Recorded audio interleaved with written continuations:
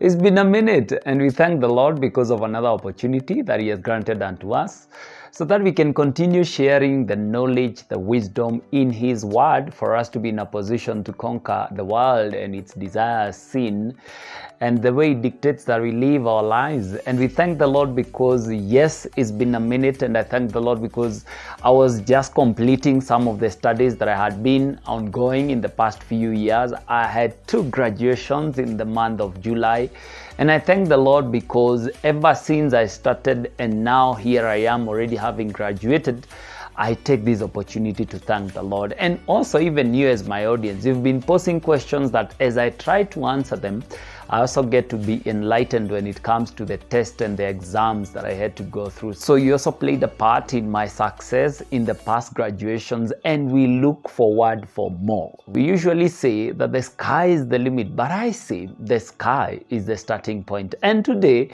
I want to address something that people have been going through for quite a long time. And I want to ask this question. It has been our theme for the month of July. Why does God allow suffering? And as much as we may want to bring every burden to God and tell Him, you are the reason for our sufferings, could there be other reasons why we go through challenges? We are going to see this immediately after the introduction.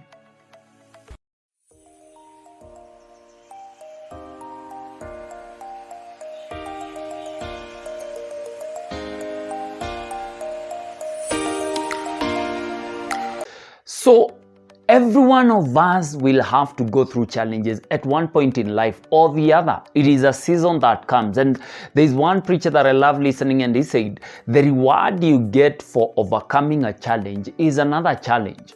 So in our everyday life, we will continue facing challenges in every season in our lives. It's not that all the time we will be faced with challenges, but at a certain season in life, we shall be faced with challenges. And the attitude that we attack this challenge with is the one that will ensure that we'll never repeat that challenge again, but we are going to go rising higher and higher and higher. And over the times, we have seen people graduate from one level of spirituality to the other. We have seen people graduate from one level to another when it comes to emotions. And I want to believe that every challenge that we go through in our lives has a reason and a purpose. But the question is it all the times that God allows suffering in our lives? Is it all the times that God is the author of every challenge that we go through? And today I want us to look at a story of a guy called Naaman in the book of 2 Kings chapter 5. And this guy was very famous. This guy had won battles for his master. This guy was the commander of the armies of his Lord. But there is one thing the Bible records, that he had leprosy. And when he was in one of his victories, he captured an Israelite, a slave girl, who became a slave at her house. And one day, this girl goes ahead and tells her mistress, if my master can go to a prophet in Israel, he can be healed of his leprosy. And that is where we capture the story. In the book of 2 Kings chapter 5, I want us to read from verse 9. The Bible is reminding us. So Naaman went with his horses and chariots and stopped at the door of Elisha's house. Elisha sent a messenger to say to him, go wash yourself 7 times in Jordan, and your flesh will be restored to you, and you will be cleansed. But Naaman went away angry and said, I thought that he would surely come out to me and stand and call on the name of the Lord his God, wave his hand over the spot and cure me of my leprosy. Are not Abana and Paphra, the rivers of Damascus, better than all the waters of Israel? Couldn't I wash in them and be cleansed? So he turned and went off in a rage. We are talking about why does God allow suffering? And the question that we asked in the beginning of this episode is it always in times of challenges that God has sent these challenges along our way? And from what I read from this story, it was not the will of God for this man to continue suffering in his sickness. Actually, he went ahead and he inquired from the prophet of the Lord, and the prophet of the Lord told him, go and wash yourself 7 times in River Jordan. But because of the pride that was in this man, he would have missed his miracle if it was not for the people that had accompanied him.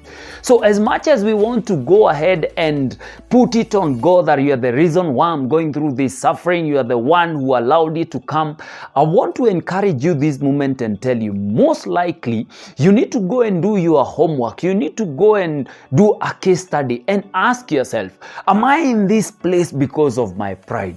Am I in this place because I was given instruction and could not follow the instruction to the latter?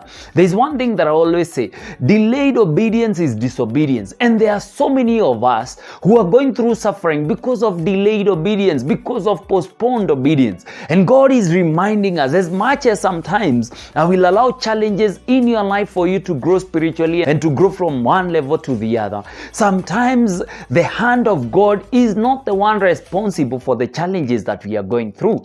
And I want to encourage you this moment that go ahead and ask yourself, where have I disobeyed? Where have I gone outside the will of God? Where have I led myself by my emotions, by my will, by my desires? And right now I am in the middle of challenges, and I am saying that it is the Lord who allowed these things to happen, while in the first place it is I who walked away.